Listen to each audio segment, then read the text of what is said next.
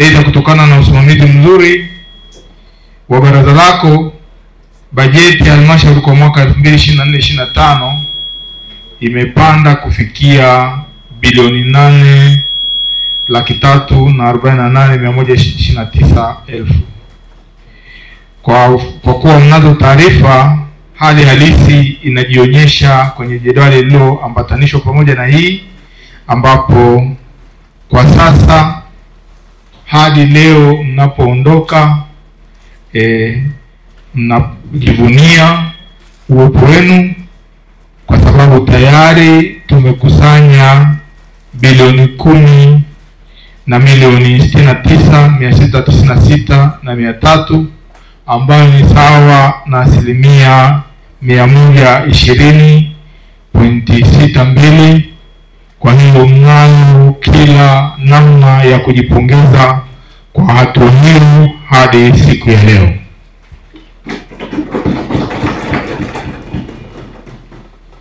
Mheshimiwa Mwenyekiti, kwa upande wa miradi ya maendeleo, halmashauri ya wilaya Geita kwa miaka 5 imetekeleza miradi yenye thamani ya bilioni 59,288,56 Fedha hizi zinatokana na mapato ya ndani, ruzuku ya serikali kuu na wadau wa maendeleo. Kipindi naingia hotuba yangu ya kwanza,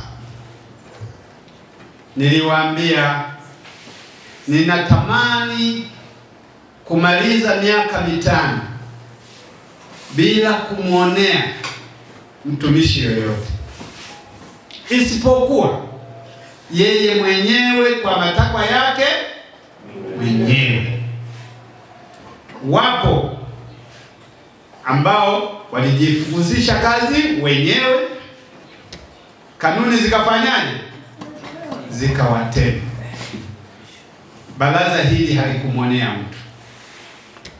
Kwa niaba ya waheshimiwa hawa, nawashukuru sana, tumefanya kazi pamoja. Endeleeni kuchapa kazi kwa hii miezi ambayo imebaki. Mheshimiwa Mwenyekiti, kwa miaka 5 katika wilaya yetu hii tulikuwa na miradi 4 tu ya maji, kwa maana ya Muharamba, Chankolongo, Ruhua na Nyakagomba.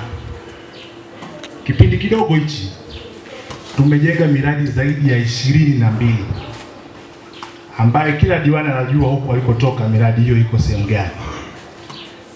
Lakini tuna programu ambazo zinaendelea na waheshimiwa madiwani wamekuwa wakinipigia, na naomba msisite, wakati fulani mkipata kikwazo huko, kuna wengine wameanza kuwa wananipigia, usisite kuniuliza nini ambacho kinaendelea.